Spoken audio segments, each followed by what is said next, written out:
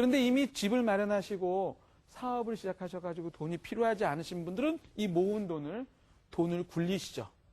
그렇죠? 돈을 굴리기를 하십니다. 투자를 하고 싶어 한다는 거예요. 저한테 와서 뭐가 좋습니까? 이렇게 묻는 거는 대부분 모은 돈을 가지고 어떻게 굴릴까 고민을 한다는 거죠.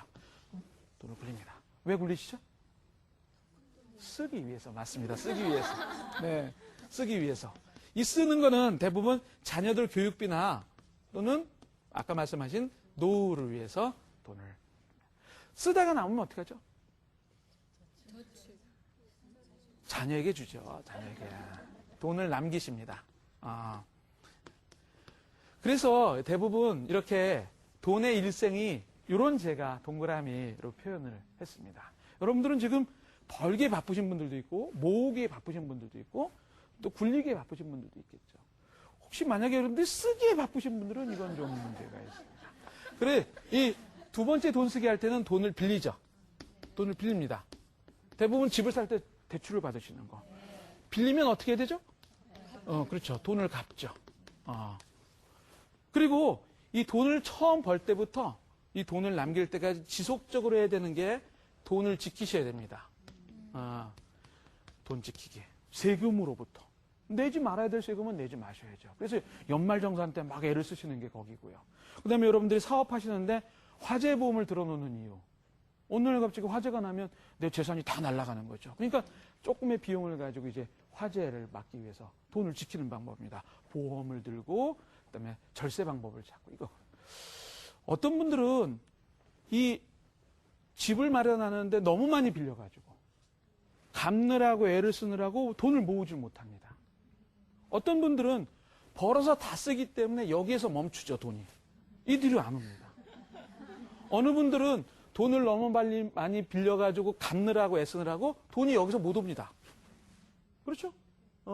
이런 걸 생각하신다면 여러분들이 과연 물론 돈은 쓰기 위해서 있는 겁니다. 지금 쓰냐? 조금 이따 쓰냐? 나중에 쓰냐? 아니면 아들, 딸이 쓰냐? 이거고 그걸 위해서 여러분들이 벌고 모으고 굴리는 재테크라는 걸 하죠.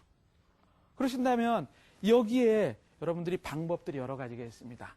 이걸 아껴서 모으는 방법도 아셔야 되고 여기에서 배운 투자라고 하는 걸 굴릴 때도 좀 쓰실 줄 아셔야 되고 돈이 많아지면 절세 방법도 찾아야 되고 적당하게 대출도 받아서 자산을 마련해야 되고 이런 것들이 여러분들한테 필요한 것처럼 과연 내가 지금 벌어서 쓰는 거에 문제가 있으신 분들은 제가 말씀드린 소비를 통제하는 방법을 배우셔야 되고 잉여 자금을 우리들이 버는 거에 반 정도를 남긴다. 그러면 모으는 방법과 굴리는 방법을 투자를 통해서 하시면 여러분들이 나중에 시간이 지난 다음에 50대, 60대 정도 가서 자산이 여러분들을 먹여 살 정도로 충분한 돈이 마련될 거라고 생각이 듭니다. 그래서 아마 이런 정도의 생각을 하신다면 부자들은 제가 만나본 부자들은 이 동그라미 10개를 이렇게 멀리서 한꺼번에 봅니다. 내가 지금 얼마의 돈은 나중에 쓸 거니까 지금 어떻게 모으고 어떻게 굴려야 되겠구나. 그런데 혹시 여러분들은 벌기에 바쁘신 거 아니에요? 모으기에 바쁘고 또 굴리기에 바쁘고 이렇게 된다면 여러분들이 진짜 중요한 걸 잃어버리기 때문에 한꺼번에 저걸 다 쳐다볼 수 있는 힘이 있으시다면 아마 여러분들은 시간이 지난 다음에 분명히 멋진 부자가 될 거라고 제가 생각을 합니다. 자, 이 표에 대한 이해 어렵지 않으시죠? 네. 제가 오늘 여러분들한테 3천만 원 만들기, 소비, 투자, 돈에 대한 균형 이런 걸 말씀드렸습니다. 기억하시고 생활에 많이 접목을 시켜가지고 부자가 되셨으면 좋겠습니다. 자, 이제 제 강의를 마치면서 혹시 궁금하신 게 있으면 제가 질문을. 예. 네. 어떤 상품을 어떻게 선택하는 게 좋을까요? 예. 자, 제가 이제 잉여자금을 남겼습니다. 그러시다면 남겨진 잉여자금을 가지고 뭔가 구체적인 상품을 선택하셔야 될 텐데 사람마다 틀립니다. 사람마다 틀립니다. 투자를 처음 해보시는 분들은 투자를 해놓으시고 두려워서 잠을 못 주무신다면 이건 잘못된 거죠.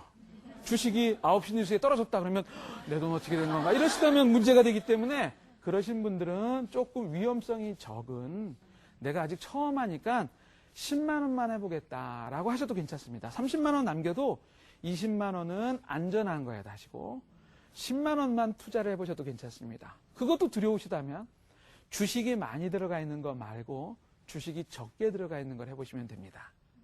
이런 것들은 여러분들이 은행이나 증권회에 가서 좀 상담을 해보시면 거기서 이게 좋아요 그러면 선택 막 하지 마시고 내가 강의를 들어보니까 어떻다 그래가지고 나는 주식이 좀 적게 들어가 있는 거 10만 원만 하겠다. 여기 젊으신 분들은 30대 분들은 그냥 10만 원 3개 주식형 펀드를 하셔도 괜찮습니다. 견뎌낼 하죠. 그런데 처음 해보시고 좀 연배가 있으신 분들은 조금 적게 좀 위험이 적은 걸 선택하시면 견뎌낼 만하고 행복하게 할 수가 있으시죠. 네. 또 다른 질문 있으시면. 네. 예, 저 투자 상품을 선택할 때 예. 원금을 손해보는 것이 좀 두려운데 이런 네. 경우 어떻게 해야 하나요? 예. 좋은 질문 해주셨습니다. 여러분들 만약에 원금을 손해보는 일이 없다면 아까 말씀드린 10%나 20%의 수익률은 기대할 수 없습니다.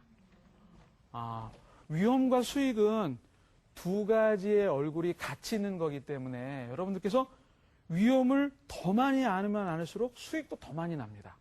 그런데 위험이라고 하는 것은 제가 아까 말씀드린 번 돈을 바로 써야 될 것은 투자하시면 안 됩니다. 번 돈을 모아서 5년, 10년, 20년, 30년 후에 쓸 돈은 투자를 하셔도 괜찮습니다. 그렇기 때문에 조금 아까 주신 질문은 길게 모을 돈은 투자를 하셔도 되는데 짧게 쓸 돈은 절대 투자를 하시면 안 된다는 거죠. 그러니까 시간이 좀 지나서 길게 모은 돈은 원금을 손해보는 일이 발생할 확률이 극히 적습니다. 그런 원금이 손해봤다 하더라도 내가 또 시간을 두고 기다리시다면 반드시 여러분들은 투자의 참맛을 느끼시면서 원하는 순위를 얻어가실 수 있습니다.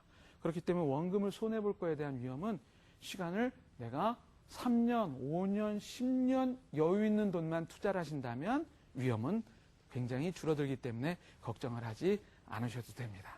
자, 지금 제가 말씀드린 것처럼 여러분들께서 투자에 대한 위험도 있고 상품을 고르시는 위험도 있습니다. 물론 제일 좋은 거는 어떤 전문가가 여러분들 옆에서 매일 도와주는 겁니다. 이게 좋고 그 다음에 한 달마다 와가지고 이렇게 얘기를 해주고 또 이런 것들은 어떻게 하시고 지금은 찾을 때고 좀 더 아껴가지고 더 하자고 이렇게 여러분들 곁에 좋은 이런 금융 전문가가 있으면 여러분들은 진짜 걱정하지 않고 돈을 잘 모아갈 수 있으시죠. 그런데 여러분들처럼 이렇게 일반적으로 보통 사람들의 경우는 스스로 하셔야 됩니다. 그래서 제가 아까 말씀드린 그냥 10만 원짜리 하나, 10만 원짜리 3개 이렇게 펀드를 시작해 보시면 뭐 어떻게 골라야 되는지 위험이 닥쳤을 때 내가 어떻게 해야 하는지를 다 터득할 수 있기 때문에 일단 시작해 보시면 여러분들은 성공의 길에 이미 들어서셨고 흔들리지 말고 3년 오늘 지속적으로 해보신다면 아마 여러분들은 멋진 부자가 될 거라고 생각을 합니다. 자, 오늘 도움이 좀 되셨나요? 네. 또 만날 기회가 있을 거라고 생각을 하고 좋은 멋있는 부자가 되시기를 바라면서 오늘 강의를 마치도록 하겠습니다. 고맙습니다.